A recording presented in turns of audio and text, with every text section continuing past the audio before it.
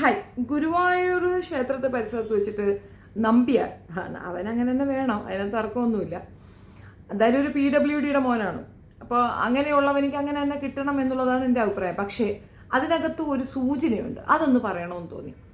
ഇവൻ അവിടെ പോയി ഒരു റീൽസ് എടുത്തു, അത് പബ്ലിഷ് ചെയ്തതിൽ കേസ് വന്നിട്ടുണ്ട്. അപ്പോൾ ഈ കേസ് വന്നത് കണ്ടപ്പോൾ സത്യമല്ല എനിക്ക് സങ്കടം തോന്നി ഒരു സൈഡിൽ. കാരണം ഏറ്റവും കൂടുതൽ വിശ്വസിക്കുന്ന ഒരു ഏരിയയാണ് ഹിന്ദുമത വിശ്വാസികൾ അവിടെ വിശ്വസിക്കുന്ന ഒരു ഏരിയയാണ് ഗുരുവായൂരപ്പൻ. അപ്പോൾ അവിടെ പോയിട്ട് ഒരു റീൽസ് എടുത്തിടാൻ പറ്റാത്തൊരു സാഹചര്യം എന്ന് പറയുമ്പോൾ അത് അവർക്ക് ഭയങ്കര വിഷമമുള്ളൊരു കാര്യമാണ്. ആ വിഷമം മനസ്സിലാക്കിക്കൊണ്ട് തന്നെ ഈ ഒരു കാര്യം നമ്പ്യാരുടെ വിഷയത്തിൽ വന്നപ്പോൾ സന്തോഷം തോന്നി.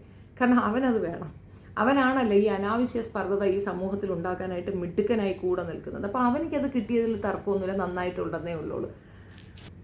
അതുമാത്രമല്ല, പൊതുവിൽ പറയുന്ന ഒരു കാര്യം എന്തെന്ന് പറഞ്ഞു കഴിഞ്ഞാൽ ഈ ബാങ്ക് വിളിയെ പറ്റി പറയുന്നുണ്ട്. ഞാനിത് മുൻപ് ഒരുപാട് പ്രാവശ്യം എക്സ്പ്ലനേഷൻ നടത്തിയിട്ടുണ്ട്, എന്നാലും ഒന്നും കൂടെ റിപ്പീറ്റ് ചെയ്യുന്നതേ ഉള്ളൂ. ബാങ്ക് വിളി ഒരു പ്രശ്നമാണെന്ന് പറഞ്ഞുകൊണ്ട് ഇപ്പുറത്ത് നിന്നുകൊണ്ട് ഈ പ്രശ്നം വലുതാക്കുമ്പോൾ ബാങ്ക് വിളിക്കെതിരെ ഒരു സ്റ്റോപ്പ് മമ്മ വരും. ഓൾറെഡി ഉണ്ട്, അത് ബാങ്ക് വിളിക്കെതിരെയല്ല. ഇപ്പോൾ സുമനൻ, PP സുമനൻ എന്ന് പറയുന്ന യുക്തിവാദി, അദ്ദേഹത്തിൻ്റെ വീടിനോട് ചേർന്നിരുന്ന ശിവക്ഷേത്രത്തിൽ നടന്ന ഈ ബഹളം, എന്താ അവർക്ക് ആ മൈക്ക് നേരെ കൊണ്ടുവന്ന് പുള്ളിയുടെ വീടിനോട് ചേർത്ത് വെക്കുകയോ എന്തോ ചെയ്തു. എന്തോ പാട്ടോ മറ്റോ ആണ്, എന്തോ ഭക്തിഗാനോ എന്തോ മറ്റോ ആണ് ഇട്ടിരുന്നത്. പുള്ളിക്ക് അത് ഭയങ്കര ഡിസ്റ്റർബൻസ് ആയി. പുള്ളി അത് കൊണ്ടുപോയി കേസ് കൊടുത്തു. കേസിന് വിധി വന്നു. ആദ്യം വിധി ഇവർ വീണ്ടും അപ്പീലിന് പോയി സുപ്രീം കോടതി വരെ പോയിട്ട് അതിന് വിധി സമ്പാദിച്ചു വെച്ചിരിക്കുന്നത് PP സുമനാണ്. നമ്മുടെ കേരളത്തിൽ നിന്ന് തന്നെയുള്ള ഒരു യുക്തിവാദിയാണ് അത് കൊണ്ടുവന്നിട്ടുള്ളത്. അപ്പോൾ അതെന്താണെന്ന് പറഞ്ഞു കഴിഞ്ഞാൽ, ഈ മറ്റുള്ളവർക്ക് ഡിസ്റ്റർബൻസ് ആകുന്ന രീതിയിൽ ഈ മൈക്ക് സെറ്റ് വെച്ചിട്ടുള്ള ഒരു രീതിയിലുള്ള സംഗതിയും അനുവദനീയമല്ല. അത് അവർക്ക് പരാതിപ്പെട്ടാൽ അപ്പോൾ തന്നെ എടുത്ത് റിമൂവ് ചെയ്യും. മാത്രവുമല്ല, ആഫ്റ്റർ 6 ആർക്കും കംപ്ലയിൻറ്റ് ചെയ്യാം. ഇതിനോടനുബന്ധിച്ചിട്ട് വീണ്ടും നടക്കുന്ന ഒരു ഘോഷയാത്ര എന്തെന്ന് പറഞ്ഞു കഴിഞ്ഞാൽ, ഇപ്പോൾ ബാങ്ക് വിളിയാണ്. 5 മിനിറ്റ് പോലും ഇല്ല, തികച്ച് 5 മിനിറ്റ് പോലും ഇല്ലാത്ത ഒരു സംഗതിയെ സ്റ്റോപ്പ് ചെയ്യാൻ വേണ്ടിയിട്ട് ഇവരെല്ലാവരും കൂടെ ഭയങ്കരമായിട്ട് പറയുന്നുണ്ടായിരുന്നു. അതിന് ഞാൻ ശരിക്കും കൃത്യമായി പറയുകയാണെങ്കിൽ, ആ വിഭാഗത്തിനെ അടിച്ചൊതുക്കാനും അല്ലെങ്കിൽ അവരുടെ ആ പ്രേയറിനെ നശിപ്പിക്കാൻ, അല്ലെങ്കിൽ അത് സ്റ്റോപ്പ് ചെയ്യുക, ബാങ്ക് ഉറച്ചു വിളിച്ച് പറയണ്ട എന്നൊക്കെ പറയുമ്പോൾ സത്യത്തിൽ അവർക്കൊന്നും നഷ്ടപ്പെടാൻ പോകുന്ന ഇപ്പുറത്ത് നിൽക്കുന്നവരാണ്. ഇപ്പം മൈക്ക് കെട്ടി ബഹളം വയ്ക്കാത്തതെന്ന് പറഞ്ഞാൽ ക്രിസ്ത്യാനികൾ മാത്രമേ ഉള്ളൂ, ബാക്കി എല്ലാവർക്കും അതൊക്കെ ഉണ്ട്. അത്യാവശ്യം ഇതിനൊക്കെ എതിരായിട്ട് ഭയങ്കരമായിട്ട് പറയുന്നുണ്ട്. ഇപ്പം നമ്മുടെ രാജ്യത്തെ ഭരണഘടന അനുസരിച്ചിട്ട് ഓരോരുത്തർക്കും മതം അനുസരിച്ചും മതമില്ലാതെയും ഒക്കെ ജീവിക്കാനുള്ള സ്വാതന്ത്ര്യം അനുവദിച്ചു കൊടുക്കുന്നുണ്ട്. അപ്പോൾ ഒരു വിഭാഗം ജനതയെ അഡ്രസ്സ് ചെയ്തുകൊണ്ട് ഒരു നിയമം ഇവിടെ പാസ്സാക്കിക്കൊണ്ട് വന്നാൽ, ഇപ്പോൾ സുപ്രീം കോടതിയിൽ നിന്ന് വന്ന ഒരു വിധി നിയമത്തിന് തുല്യമാണ്. അങ്ങനെയൊന്ന് പാസ്സാക്കിക്കൊണ്ട് വന്നു കഴിഞ്ഞാൽ ആ നിയമം പ്രാബല്യത്തിൽ വരുമ്പോൾ അത് ബാധിക്കപ്പെടുന്ന മറ്റുള്ളവർക്കായിരിക്കും. ഈ 5 മിനിറ്റ് വാങ്കങ്ങ് വേണ്ടാന്ന് വെക്കും, അത് അവരവരുടെ പള്ളികളിൽ പറയും, അല്ലെങ്കിൽ അവർക്കതിന് വാട്സപ്പ് കൂട്ടായ്മയൊക്കെ ഉണ്ടാവുമല്ലോ, അതിൽ കൂടെ ഈ വിശേഷമൊന്നും അറിയിക്കും. ബാങ്ക് വിളിക്കുക എന്ന് പറഞ്ഞാൽ പ്രേയറിലേക്ക് ആളുകളെ ഉണർത്തുക എന്നുള്ളതാണ്, അതിനപ്പുറം മറ്റൊരു ഉദ്ദേശ ലക്ഷ്യം അതിനില്ല. പക്ഷെ മറ്റത് അതുപോലെയല്ല, ഉത്സവത്തിനും ബാക്കിയുള്ളതിനും ഒക്കെ നടത്തുന്ന ഈ ഉച്ചഭാഷിണി വെച്ചിട്ടുള്ള ബഹളങ്ങളൊക്കെ തന്നെ സ്റ്റോപ്പ് ചെയ്യേണ്ടി വരും. ഇവിടെ ഏറ്റവും കൂടുതൽ റോഡ് ബ്ലോക്ക് ചെയ്തിട്ട് ഈ ഫംഗ്ഷൻ നടത്തുന്നത് ഹൈന്ദവ കമ്മ്യൂണിറ്റിയിലുള്ളവരാണ്. ക്രിസ്ത്യൻസും കുറച്ചും മിച്ചമൊന്നുമല്ല. ഇവർ നബിദിനത്തിന് പോകുന്നതിനെ പറ്റി എതിർത്തുകൊണ്ടും അതിനെതിരെ കേസിന് പോയപ്പോഴും ഞാൻ ചിരിച്ചത് അതുകൊണ്ടാണ്.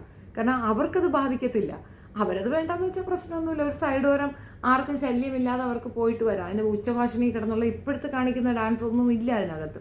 വേണമെങ്കിൽ മതി, നിർബന്ധമില്ല അത്. പക്ഷെ ഇപ്പോഴത്തെ അതല്ല. എല്ലാ വർഷവും ആണ്ടുതോറും പെരുന്നാളും ആണ്ടുതോറും ഉത്സവങ്ങളും ഒക്കെ നടത്തുമ്പോൾ ആനയെ ഉൾപ്പെടെ സർവ്വതിനെയും റോഡിലേക്ക് കൊണ്ടുവന്നിട്ട് എഴുന്നള്ളിച്ചു കൊണ്ടുപോകുന്ന ഒരു രീതിയുണ്ട്. അപ്പോൾ ഉണ്ടാകുന്ന ആ ട്രാഫിക്ക്, അതും അതിനോട് റിലേറ്റ് ചെയ്തിട്ടുള്ള പ്രോബ്ലംസും ഒക്കെ ഞാൻ പറയാതെ മനസ്സിലാവുമല്ലോ. അപ്പോൾ അത് ഏറ്റവും കൂടുതൽ ബാധിക്കപ്പെടുക ആ കമ്മ്യൂണിറ്റിക്ക് തന്നെയാണ്. ഇവന്മാരിരുന്ന് വായ്ത്താളം അടിക്കുന്നത് കേട്ടുകൊണ്ട് അത് ശരിയാണല്ലോ, എന്നാൽ നമുക്കിതൊക്കെ ഒന്ന് സ്റ്റോപ്പ് ചെയ്തേക്കാമെന്ന് ചിന്തിക്കുന്നവർക്ക് വേണ്ടിയിട്ടുള്ള ഒരു ഇൻഫർമേഷൻ മാത്രമാണ് ഞാൻ പാസ് ചെയ്യുന്നത്. ഇപ്പോൾ ഈ ഗുരുവായൂർ നടന്ന ഈ ഇഷ്യൂ, അന്ന് ഇവൾ ഇതും കൊണ്ടുവന്ന് അവിടെ തള്ളിക്കൊണ്ട് വരുമ്പോൾ വലിയ കാര്യത്തിൽ വിളിച്ച് കയറ്റിയിട്ട് പിന്നീടാണ് അവിടെ ഹണി ട്രാപ്പുകാരിയാണെന്ന് മനസ്സിലാകുമ്പോൾ അവളെ നീക്കി നിർത്താൻ വേണ്ടിയിട്ട് എല്ലാവരും കൂടെ ചേർന്ന് പരിശ്രമിക്കുന്നതിൻ്റെ ആഫ്റ്റർ എഫക്റ്റായിട്ട് ആ കേസ് കൊണ്ട് കൊടുത്തത്. ശരി, ഈസി ഗോയ് ആയിട്ട് മറ്റൊരു രീതി നോക്കുന്നതിന് പകരം, അല്ലെങ്കിൽ ഇവൾ ആർക്കൊക്കെ എതിരെ കേസ് കൊടുത്തിട്ടുണ്ടോ അവരെല്ലാം ഫൈൻഡ് ഔട്ട് ചെയ്തിട്ട് അതിൻ്റെ സത്യാവസ്ഥ മനസ്സിലാക്കിക്കൊണ്ട് കോടതി വിധിയും കൂടെ വെച്ച് കൃത്യമായി പബ്ലിഷ് ചെയ്തിരുന്നെങ്കിൽ ഇത്രയധികം പ്രശ്നം വരത്തില്ലായിരുന്നു. സൂയിസൈഡ് നാടകവും അതിനോടനുബന്ധിച്ചിട്ടുള്ള സർക്കസും ഒക്കെ നടത്തുന്ന ആ സ്ത്രീ കഴിഞ്ഞ കുറേ ദിവസങ്ങളായിരുന്ന വീഡിയോ കണ്ടു നോക്കൂ. ഒരു സ്ത്രീയുടെ മാതൃത്വം, അതായത് അമ്മ ആകാനുള്ള അവളുടെ ആ ഇത് നിഷേധിക്കപ്പെടുന്നതിലുള്ള പ്രാണവേദന ഇരിക്കുന്ന ആ സ്ത്രീയെ പറയണ മോശം. എൻ്റെ മകനെ വെച്ചിട്ട് പറയുന്ന കാര്യങ്ങൾ തുടങ്ങി ആ സ്ത്രീയുടെ വായിൽ നിന്ന് വരുന്നതൊക്കെ കേൾക്കുക. ഒരു നല്ല ഭക്തയ്ക്കാകാൻ പറ്റുമോ ഇങ്ങനെ?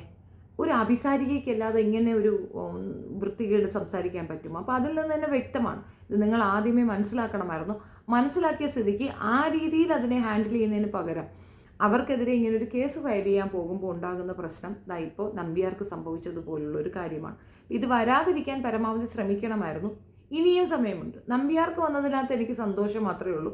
കൂടുതൽ ഇതുപോലുള്ള പ്രയാസങ്ങൾ അയാൾക്ക് വരട്ടെ എന്നേ എനിക്ക് പറയാനുള്ളൂ. പക്ഷേ ഹൈന്ദവ കമ്മ്യൂണിറ്റിയിൽ നിന്നുള്ള ഒരുപാട് പേർക്ക് ഇത് വിഷമമുണ്ടാക്കുന്നുണ്ട്.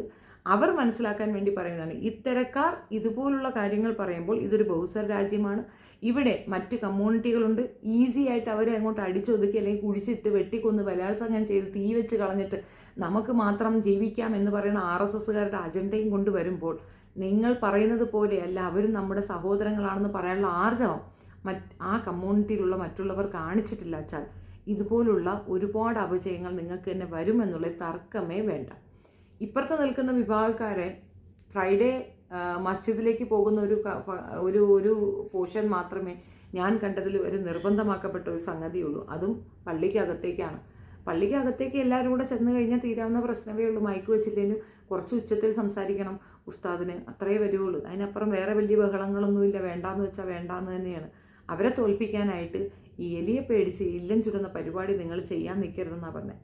പരസ്പരം മനസ്സിലാക്കി പരസ്പരം അണ്ടർസ്റ്റാൻഡിങ്ങിൽ അങ്ങോട്ടും ഇങ്ങോട്ടും വിട്ടുകൊടുത്തും വിട്ടുവീഴ്ചകൾ ചെയ്തും ഐക്യം കാണിച്ചും ഒക്കെ മുൻപോട്ട് പോവുകയാണെങ്കിൽ ഇത് ഏറ്റവും സ്വച്ഛമുള്ള സുന്ദരമായൊരു ഭൂമിയാണ്. പക്ഷേ ഇതനുഭവിക്കാൻ സ്വസ്ഥമായി ജീവിക്കാൻ ഇവിടെ അനുവദിക്കാത്തത് ഇതുപോലുള്ള പുഴുക്കുത്തുകളാണ്. നമ്പ്യാരെ പോലുള്ള വൃത്തികെട്ടവന്മാർ ഇരുന്നു കൊണ്ട് വായ്ത്താളം അടിക്കുമ്പോൾ അതിനെ സപ്പോർട്ട് ചെയ്യുക മാത്രമല്ല അത് കണ്ടിട്ട് ആനന്ദിക്കുന്ന ഒരുപാട് പേരുണ്ട്. അവർക്കൊക്കെ ഇതൊരു വിചിന്തനത്തിനുള്ള വഴിയാകട്ടെ എന്ന് മാത്രം പറയുന്നു. ബാക്കി എനിക്കറിയത്തില്ല, ഓരോരുത്തർക്കും ഓരോ ഇഷ്ടം. ഇപ്പോഴും PP സുമനൻ സാറ് കൊണ്ടുവന്ന ആ ഒരു ഇതിനെ UP ഗവൺമെൻറ്റൊക്കെ എടുത്തിട്ട് ഇതിനെതിരെ ചെയ്യുന്നുണ്ട്. അതെന്തുകൊണ്ടാണ് തിരിച്ച് റിയാക്ഷൻ വരാത്തെന്നറിയാം. അവിടെ ആ ഭാഗത്തുള്ള മുസ്ലിംസിനോ അല്ലെങ്കിൽ മറ്റ് യുക്തിവാദികൾക്കോ ഒന്നും തന്നെ ഇതിനെ എതിർക്കാൻ അറിയാത്തത് കൊണ്ടാണ്. ഇവിടെ യുക്തിവാദികൾ എന്ന് പറഞ്ഞാൽ RSSകാരുടെ കണ്ണിലെ കരടാണ്. ഏറ്റവും കൂടുതൽ യുക്തിവാദികളെ കൊന്നുകളഞ്ഞ സംഘടന എന്ന് വെച്ച് കഴിഞ്ഞാൽ അല്ല, രാഷ്ട്രീയവും അത് തന്നെയാണ്. അപ്പോൾ ആ രീതിയിൽ ഇവിടെ മനുഷ്യരെ മനുഷ്യരായിട്ട് പോലും കൺസിഡർ ചെയ്യാതെ പിന്നെ മൃഗത്തിനെ വാല്യൂ കൊടുക്കുകയും മൃഗത്തിനെ ദൈവതുല്യമായി കണക്കാക്കുന്ന മനുഷ്യരാണ്. കല്ലിൽ ദൈവത്തിനെയും കണ്ട് സഹജീവിയെ മൃഗത്തിനേക്കാൾ കേടുകെട്ട രീതിയിൽ കാണുന്ന ഒരു പ്രത്യേക വിഭാഗത്തിനോടൊന്നും പറഞ്ഞിട്ട് കാര്യമില്ല. RSSകാരുടെ അജണ്ട ഇത് തന്നെയാണ്, ഭിന്നിപ്പിക്കുക, ഭരിക്കുക. അവർക്ക് നേടാൻ വേണ്ടിയിട്ട് അവർ അനാവശ്യമായി ആളുകളുടെ തലയിലേക്ക് ഇത് ഇഞ്ചെക്ട് ചെയ്ത് കയറ്റുകയാണ്. ഇപ്പോൾ കാശ്മീരിൽ നടന്ന സംഭവത്തിൽ അവിടെ ആ അനുഭവിച്ചവരൊക്കെ തന്നെ മുസ്ലിംസ് എന്നെ നന്നായി പറഞ്ഞതിൻ്റെ റീസൺ അവർക്കറിയാം. അവരുടെ ഒരു കണ്ണടയ്ക്കൽ കൊണ്ടോ അല്ലെങ്കിൽ അവരുടെ കൂടെയുള്ള പ്രിയപ്പെട്ടവർ മരണപ്പെട്ടതിനെ തുടർന്ന് അതിന് വേണ്ടിയിട്ട് എന്തെങ്കിലും ഒന്ന് പറയുകയോ ചെയ്താൽ ഉണ്ടാകുന്ന ഭവിഷ്യത്ത് എന്താണെന്ന് കൃത്യമായ ബോധ്യമുള്ളത് കൊണ്ടാണ് പലരും അതങ്ങനെയല്ല എന്ന് കൃത്യമായ ആളുകളിലേക്ക് പറഞ്ഞത്. സത്യാവസ്ഥ അതാണ്. അതുകൊണ്ട് അപ്പോൾ അങ്ങനെയൊക്കെ ചെയ്യേണ്ട അവസ്ഥയിലേക്ക് നമ്മളെ കൊണ്ടെത്തിക്കുന്നത് ഇത്തരത്തിലുള്ള വൃത്തികേട് പറയുന്ന നാറികളാണ്. ഇവരെ സമൂഹത്തിൽ ഒറ്റപ്പെടുത്താതിരുന്നാൽ ഇതിലും കൂടുതൽ നമ്മളിനി അനുഭവിക്കേണ്ടി വരും. എല്ലാവർക്കും ഒരേ നിയമമാണ്. അപ്പോൾ ഒരാൾക്ക് മാത്രമായി സ്പെസിഫിക്കലി ഒരു നിയമം വരത്തില്ല എന്നുള്ളത് മനസ്സിലാക്കുക. ഇവിടെ നിങ്ങൾ കുറച്ചാൽ അവരും അതേപോലെ ഡിമാൻഡ് ചെയ്യും. ആ ഡിമാൻഡ് പ്രാവർത്തികമാക്കപ്പെടുമ്പോൾ നമ്മളെക്കാൾ കൂടുതലല്ല അവർക്ക് നഷ്ടപ്പെടും. നമുക്കാണ് നഷ്ടം കൂടുതലെങ്കിൽ അത് മനസ്സിലാക്കി തിരുത്താൻ ശ്രമിക്കണം എന്നാണ് എനിക്ക് പറയാനുള്ളത്. വീഡിയോ ഇഷ്ടപ്പെടുകയാണെങ്കിൽ ലൈക്ക് ചെയ്യുക, ഷെയർ ചെയ്യുക and subscribe my channel. Thank you.